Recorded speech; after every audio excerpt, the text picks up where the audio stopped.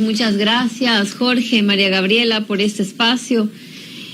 Primero, un saludo a Guayaquil por sus 488 años de fundación en la provincia del Guayas, porque está de fiesta, ¿no?, por esta fundación.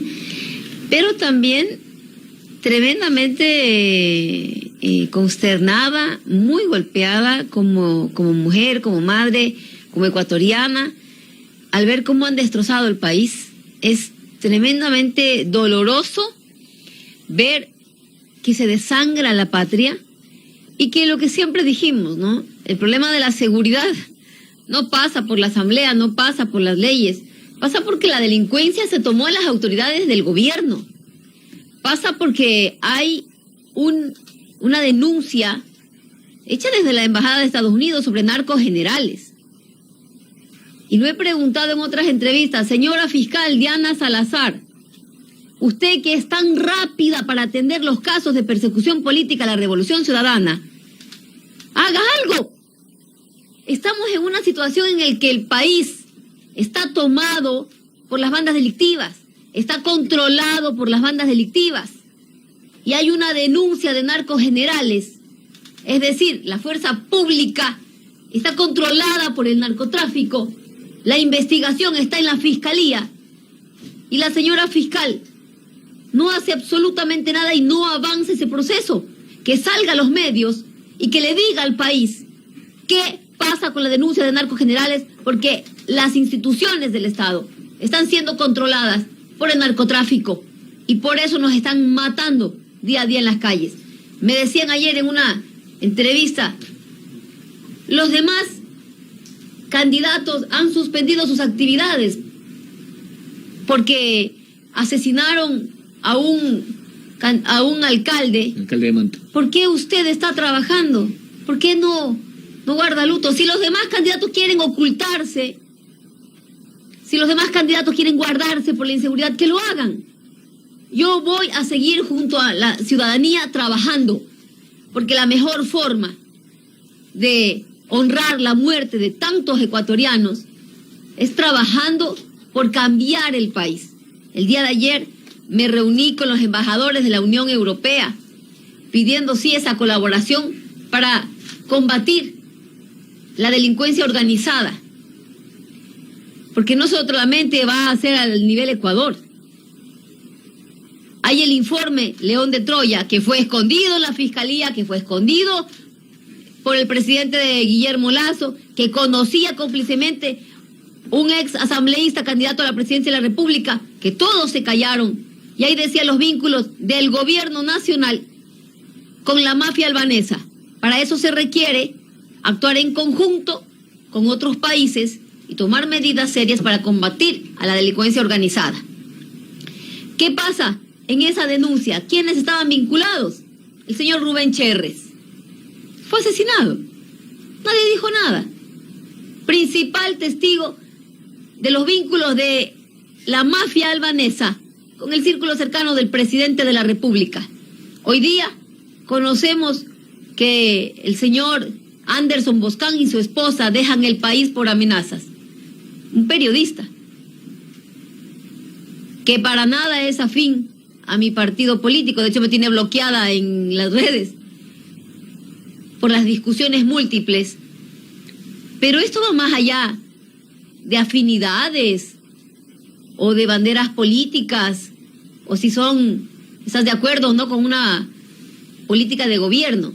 Estamos hablando que ese periodista fue el que denunció los vínculos del narcotráfico, de la mafia albanesa, con el gobierno del señor Rubén Cherres, con el cuñado del presidente de la República, y que dice el periodista Vivanco en su tuit, en un hilo que pone, y dice que hay las pruebas de que en el celular de Rubén Cherres se encontraba seguimientos que le estaban haciendo al señor Boscan, a ellos, por la investigación en la que estaban. Y tiene que dejar, no es el primer periodista que se va del país, ¿ah? No es. Hablábamos de libertad de expresión, cuando podían publicar todo y decirle a Rafael Correa de todo. Hoy día no hay libertad de expresión. Hoy día se están yendo periodistas del país porque los amenazan de muerte. ¿Y qué dice el señor Vivanco? Dice que él se queda en el Ecuador. Pero también dice que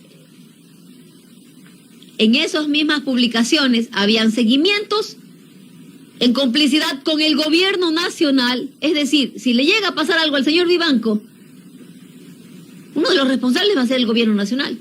Y que sí, están más enfocados en la persecución, en acabar con sus venganzas, que en controlar realmente la delincuencia en el país. Magíster, ahora, me gustaría un poco entrar a las propuestas en virtud de esta ola criminal. Fíjese lo que ha dicho el presidente de AME Nacional, Patricio Maldonado, que hoy estuvo en el Consejo de Seguridad Pública y del Estado, hablando de estas amenazas a los alcaldes. Ha dicho, hemos tocado fondo, y es por lo que pasa en las cárceles, lo que pasa en las calles, saqueos, atentados, crímenes y demás. ¿Cuál es la propuesta de la lista 5 para empezar a cambiar este panorama de acuerdo a todo lo que sigue sucediendo? Mire lo que pasa hoy en Guayaquil, en sus fiestas.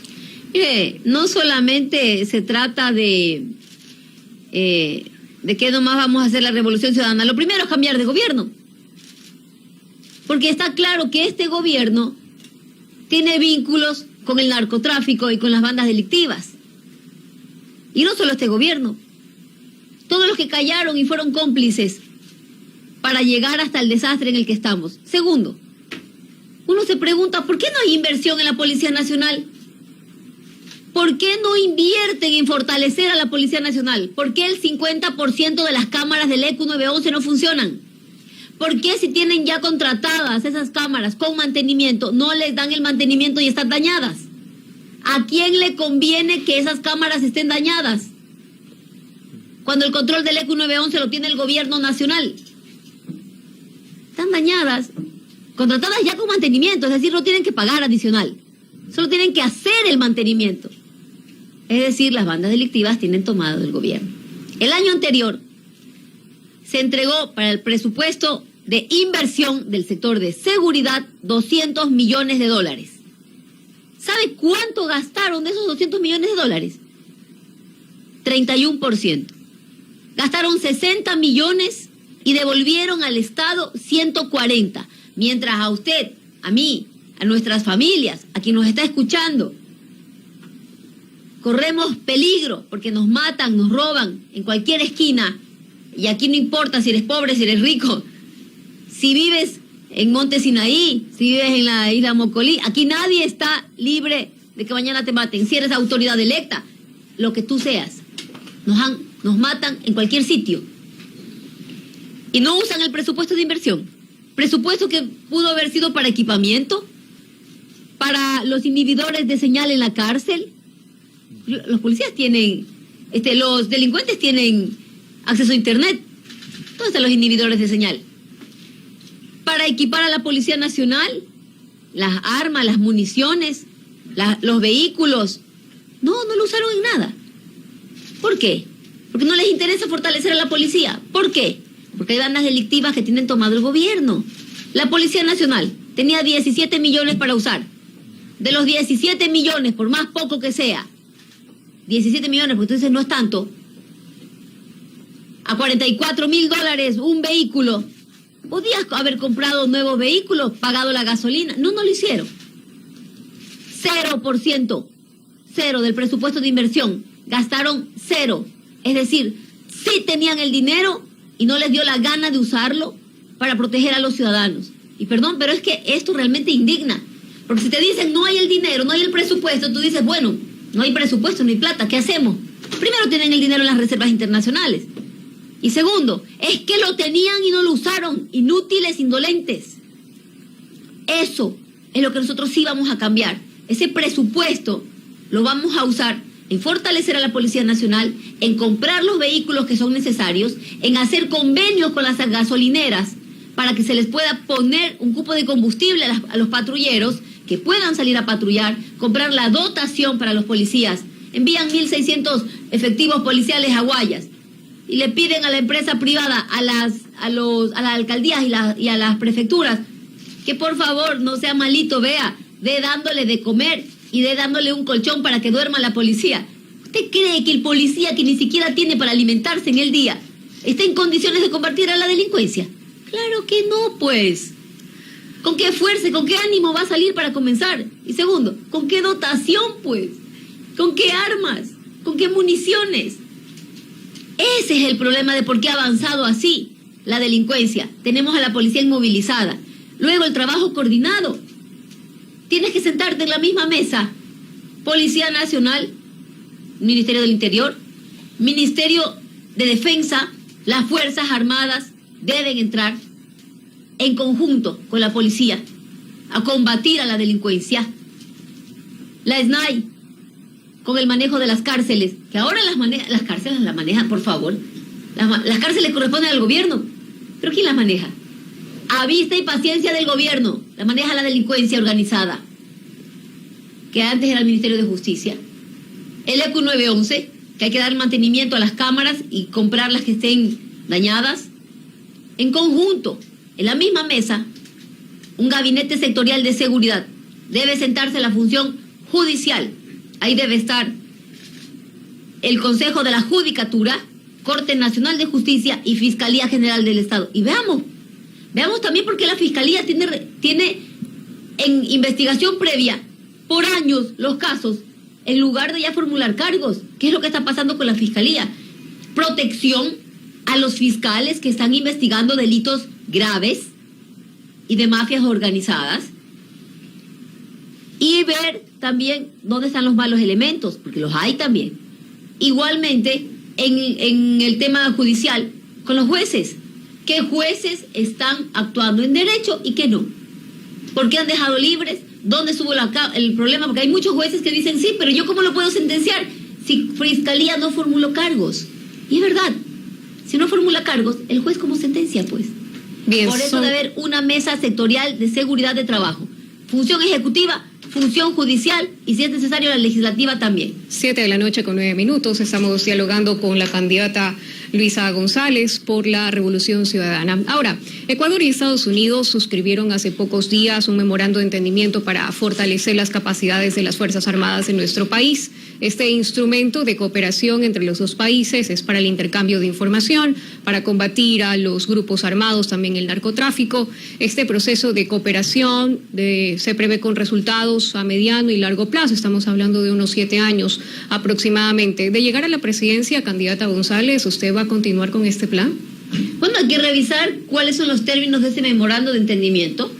En todo lo que sea colaboración, cooperación y que no afecte la soberanía de mi país, pues vamos a continuar. Lo mismo que pedí ayer a los embajadores de la Unión Europea. Pero si a mí me van a decir, precarice la situación de la fuerza pública o cóbrele un impuesto adicional a los ciudadanos, no lo voy a hacer. Porque tenemos también que cuidar la economía del país. Hay que revisar en qué términos se ha firmado ese memorando de entendimiento. Pero hay un punto importante también. Ecuador, en el 2006, la tasa de homicidios por 100.000 habitantes era de 17. Y eso fue con base de Manta. Y con las fuerzas militares de Estados Unidos con base en Manta, en Ecuador. 17 por cada 100.000 habitantes. Sin la base de Manta, con el gobierno de la Revolución Ciudadana, bajamos a 5 muertes violentas por cada 100.000 habitantes y convertimos a Ecuador en el segundo país más seguro de Latinoamérica. Y no me vengan con ese cuento de que pactaron con las mafias. Hágame el favor, si el pacto con las mafias ahorita, cuando tienen tomado el país. Ahora, una cosa es que existan bandas delictivas, que exista delincuencia organizada, que existan mafias. Las hay en Europa, las hay en muchos sitios. Pero una cosa es que existan mafias y otra es que tengan tomado al gobierno, tomado al Estado, como es el informe León de Troya del señor Cherres, que fue asesinado. Ahora, candidata, hay casos emblemáticos de corrupción que han ocurrido en nuestro país, pero los juicios están en Estados Unidos, como es el caso Odebrecht, Ispol, Seguro Sucre. Si llega a la presidencia, ¿va a abrir caminos con la justicia norteamericana para repatriar los capitales que están allá por sobornos aquí en el Ecuador? Por si acaso, Odebrecht sigue construyendo en Miami, ¿no? Odebrecht sigue funcionando en Estados Unidos. Y la señora fiscal Diana Salazar a Odebrecht lo sacó de todo el proceso. Salieron libres. Entonces yo no sé cómo podríamos mencionar a Odebrecht cuando la señora fiscal Diana Salazar los sacó libres de los procesos de corrupción. Pero la pregunta puntual es que sí le interesa abrir caminos con la justicia de Estados Unidos para repatriar esos capitales. Me interesa abrir caminos con todos, no solamente con Estados Unidos. Donde haya un acto de corrupción, por supuesto hay que combatirlo, con pruebas, no con influjo psíquico, con pruebas. Como por ejemplo, el ex Contralor General del Estado, Pablo Celi, en un proceso llevado en Estados Unidos, con vínculos con el gobierno de Lenín Moreno, que de pronto apareció, entre comillas, suicidado. Yo diría, lo suicidaron en la cárcel 4 a uno de los principales testigos, secretario particular del presidente Lenín Moreno, el señor Augusto Briones. Apareció muerto, principal testigo del caso de Las Torres. Caso en el que se lo vincula a uno de los más fervientes perseguidores de la Revolución Ciudadana, el señor Pablo Celi, corrupto. Pero en todo caso, Luisa González... procesado en Estados Unidos, ¿no? En todo caso, Luisa González, no se cierra la posibilidad... Con quien tengamos que hacerlo. Bien. A nosotros nos llevan investigando, yo le digo por si acaso, a la Revolución Ciudadana nos han investigado durante 6 años. Y cada vez que nos investigan, se encuentra más las offshore del presidente de la República, de varios candidatos, la corrupción de ellos, no nuestra. Y también los que se declaran culpables en los Estados Unidos, porque los casos de corrupción avanzan en la justicia norteamericana. Ahora, para promover, en su plan de gobierno dice, promover la mediación y la resolución pacífica de conflictos como alternativas a la violencia, fomentando el diálogo y la construcción de consensos para la sociedad. ¿Con quiénes y cómo se va a mediar según este punto de su plan de gobierno? La mediación es un camino como una alternativa a los procesos. En lugar de ir a un litigio, vas a mediación. Ojo, esto no es el tema penal, ¿no? Esto es en un tema civil. Evitas un conflicto a través de mediación. Los temas penales persiguen delitos contra la vida, son delitos de acción pública, que no existe mediación alguna. No es que a alguien lo asesinaron y tú medias con el asesino y le dices, bueno, mira, hablemos, arreglemos. No, señor, son delitos de acción pública. Eso los persigue el Estado de oficio. Son delitos contra la vida, contra un bien jurídico protegido, para decirlo en términos legales, como es la vida. Eso no resiste mediación alguna, ¿eh? Bien, ahora en términos económicos, en su plan de gobierno también propone actualizar sueldos y salarios de los policías, ampliar el presupuesto para la atención en la salud, reincorporar personal sanitario que fue despedido durante la pandemia, revisar el sueldo de los maestros. Le consulto, candidata González, ¿a cuánto crecería el presupuesto general del Estado cuando tenemos un déficit de más o menos 5.000 o 6.000 millones de dólares? ¿Cómo va a financiar todo lo que usted propone? Mire, se dijo mucho que la Revolución Ciudadana había excedido el límite de deuda, haciendo obras en cada rincón de la patria, inaugurando una obra diaria. La deuda pública jamás superó el 37% del PIB en porcentaje del Producto Interno Bruto. Nunca lo superamos. Hoy día supera el 60% y no hemos visto una sola obra. Nosotros vamos a inyectar en la economía nacional 2.500 millones de dólares. ¿De dónde? De las reservas internacionales. Hay un tramo de esa reserva que nos pertenece a los ecuatorianos y que tiene que estar aquí sirviendo para brindar lo que es salud, educación, infraestructura, empleo, dinamizar la economía. Ese tramo lo vamos a ir inyectando en la economía nacional a fin de reactivar la economía, de garantizar los derechos. Mire, usted tiene el dinero guardado en un banco, mientras aquí se nos está muriendo la gente. ¿Por qué no le compran la dotación a la Policía Nacional? ¿Y eso va a solucionar el déficit fiscal? Eso no soluciona el déficit fiscal, que habrá que revisarlo exactamente en cuánto queda, pero sí va a solucionar la vida de los ciudadanos. Yo tengo que garantizar los derechos de los ciudadanos, el derecho a la salud, el derecho al trabajo, el derecho a la vida, el derecho a la seguridad sobre todo. ¿De qué me sirve a mí 7.000 millones de dólares en un banco en el exterior, cuando debería estar aquí sirviendo para reproducirse económicamente y generar empleo y bienestar para los ecuatorianos? Es como el padre de familia que tiene su hijo que se está muriendo con una fiebre, que no tiene para darle de comer, que no le compra la medicina y tiene el dinero guardado en el banco? ¿Qué es lo lógico? Saque el dinero del banco y atienda a su hijo, no lo deje morir. Voy a devolver el paso a mi compañero Jorge Escobar, pero voy con esta pregunta muy rápidamente, candidata González. En su plan de gobierno dice fomentar la responsabilidad informativa y la ciudadanía crítica frente a las fake news desde el enfoque de los derechos humanos y la deontología periodística. ¿De qué manera lo hará? ¿Planteará revisar las reformas a la ley de comunicación o a qué se refiere? Mire, hay una violencia digital. Yo misma soy víctima de un acoso y un ataque en redes sociales de gente cobarde que se esconde atrás de un tuit para atacarme por ser la única mujer candidata a la presidencia de la República en estas elecciones. Sacan una bailarina y dicen esta es Luisa González. Ojo, son tan mediocres que se les olvidó ponerme los tatuajes. Voy diciendo de paso, tengo tatuajes, ¿no? Entonces, para el próximo que vaya a sacar una mujer desnuda bailando y diga Luisa González, por si acaso tengo tatuajes.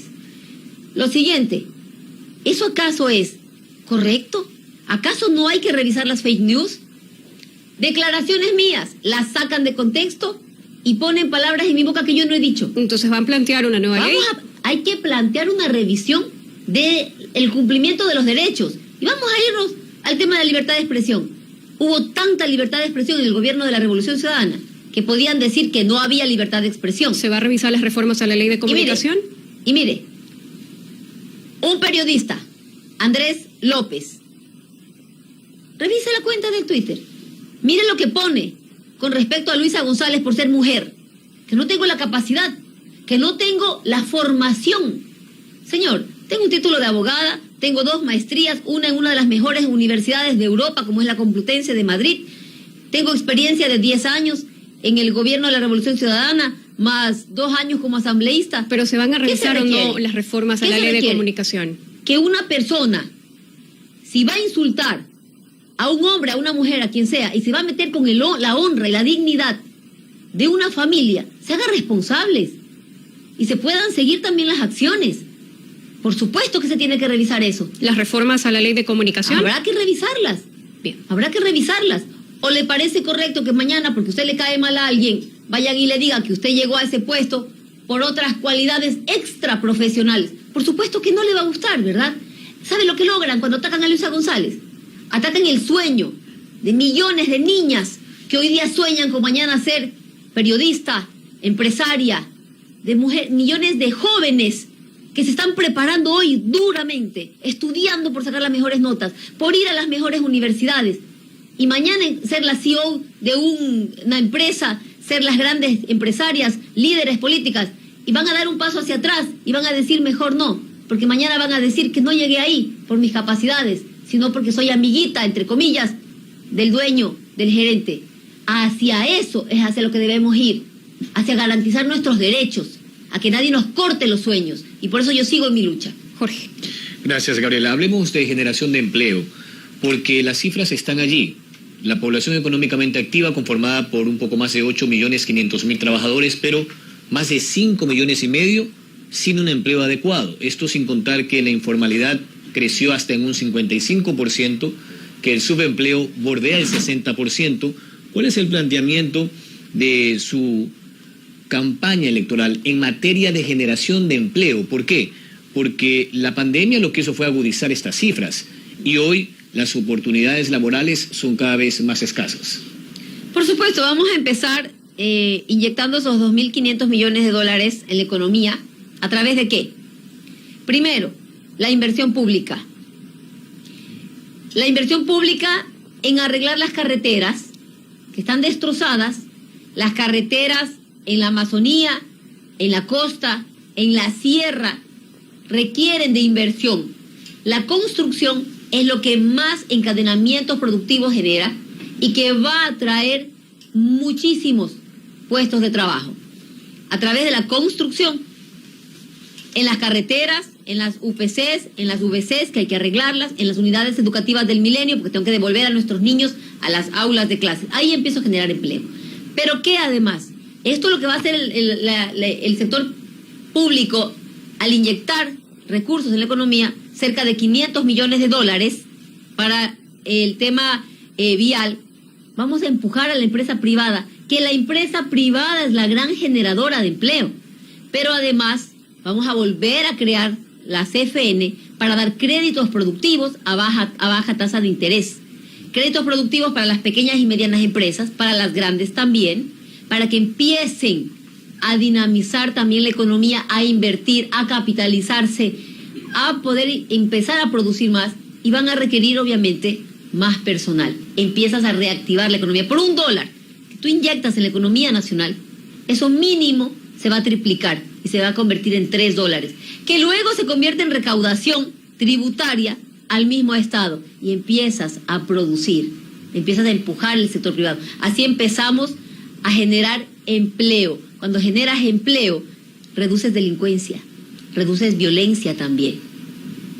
Y en esa línea también han pensado en fortalecer programas sociales, deportes, arte, cultura. Mire, obviamente que tenemos que fortalecer nuevamente y rescatar todo lo que es deporte, desde las ligas barriales. Las ligas barriales, que es lo más pequeñito, lo más cercano a nuestros jóvenes, están desatendidas. Los centros de alto rendimiento están totalmente abandonados. El deporte es importante, que no es exactamente una de las primerísimas actividades que vamos a hacer, porque apenas es un gobierno de un año y medio, pero que vamos proyectando al país, porque sería irresponsable pensar en un año y medio, sino que ya se deja un camino estructurado de país, carreteras que tienes que ir arreglando, no en un año y medio, sino en 4 años por lo menos. La compra de vehículos y de equipamiento para la Policía Nacional se la tiene que planificar en por lo menos 4 años, porque en un año y medio no alcanzas a renovar todo el parque automotor, que es aproximadamente 7,000 vehículos entre autos y motos. No lo puedes comprar de una sola, no hay la capacidad para comprar de una sola 7,000 vehículos nuevos. Entonces hay que pensarlo en forma plurianual, por lo menos 4 años. Pero ya hay que empezar a planificar eso. Vamos así, perdón, me fui por el tema también de la inversión pública, pero empiezas a generar empleo a través de ese dinamismo en la economía, de inyectar recursos en la economía, de reactivar el crédito productivo para el sector privado. El sector privado es el gran generador de empleo y es el más afectado en estos momentos. Me he reunido con las cámaras en diferentes provincias, cámaras de comercio y cámaras de la producción, y se requiere el apoyo de una banca que te preste a una tasa de interés no del 15%, que es más fácil prestar afuera el dinero que aquí en el Ecuador. Magíster, allí también me quiero detener, porque han sido precisamente las cámaras de la producción las que en su momento se quejaban por la política tributaria del gobierno de la Revolución Ciudadana. En esa línea, ustedes... Es que no se esperaban que venga un gobierno de derecho que les clave muchísimos más impuestos. Si me deja terminar la pregunta, por favor, Magíster. En esa línea, ¿la política va a ser de incentivos tributarios o de aplicar nuevamente aumentos para determinados sectores en la economía nacional por el aporte, por la erogación que hacen estos sectores? Porque no se olvide de otra cosa. En el gobierno actual que está por concluir, se aprobó vía decreto ejecutivo, porque fue la modificación que se hizo a la legislación, la disminución progresiva del impuesto a la salida de divisas, que fue un impuesto creado durante el gobierno de la época. Sí, una disminución progresiva del impuesto a salida que beneficia a quién. Que beneficia a un segmento del presidente de la República.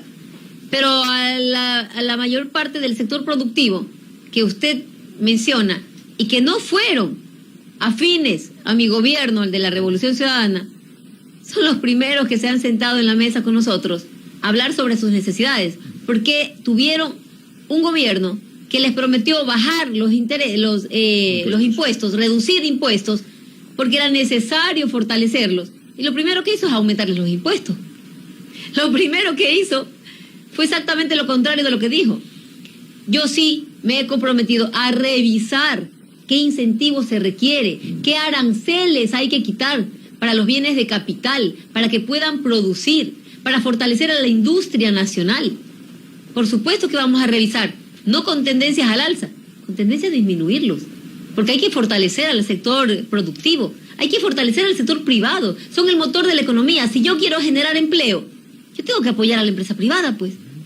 Ha hablado de eliminación de aranceles, entiendo, en algunas partidas. Sí, en el caso del comercio exterior, el gobierno de Guillermo Lasso ha avanzado en alguna medida en un acuerdo comercial con Estados Unidos.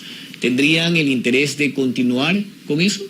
Mire, nosotros, si es que llegan a la presidencia. Nosotros vamos a continuar en todo aquello que beneficie a la industria nacional y que hayan condiciones comerciales beneficiosas para el Ecuador. Se firmó también el tratado con China. Lo vamos a revisar. Lo voy a revisar. No puedo decir, sí, esto va a pasar. No, señores, lo voy a revisar.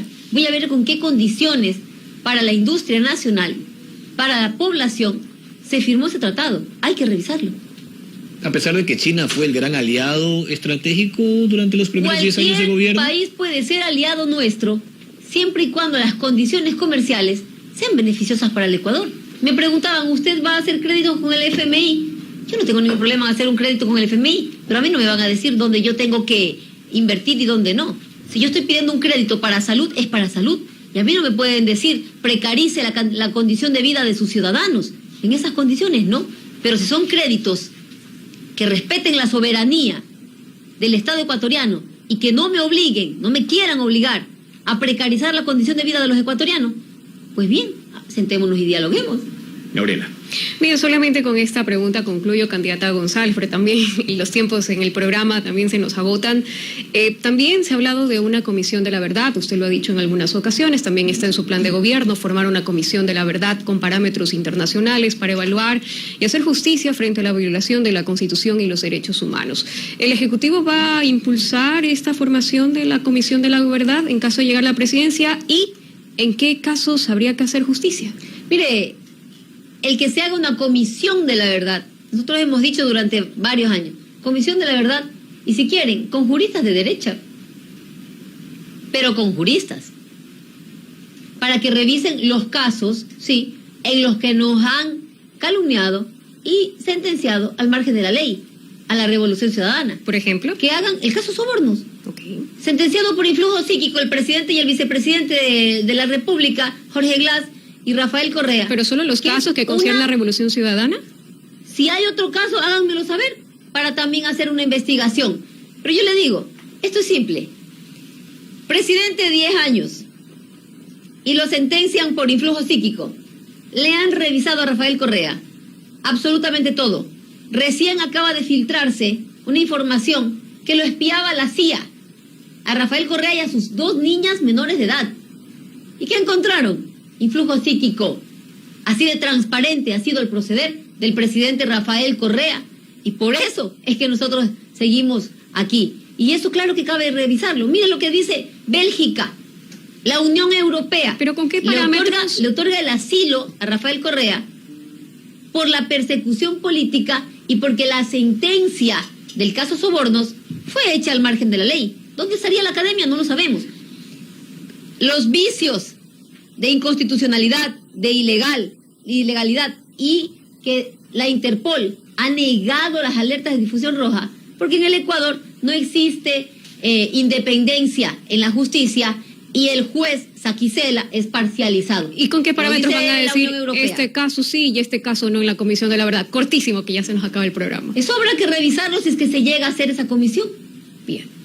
Bien, son varios de las declaraciones de la candidata Luisa González, y es candidata por la Revolución Ciudadana. Candidata, muchísimas gracias por habernos acompañado aquí al borde de la noche. Muchas gracias a todos los ecuatorianos, un abrazo y mi solidaridad en estos duros momentos.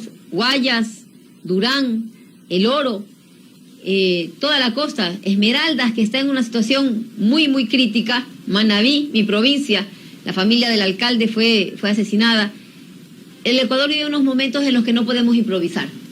Y la Revolución Ciudadana es el único partido que sabe cómo sacar adelante al Ecuador y ya lo hemos demostrado. Gracias.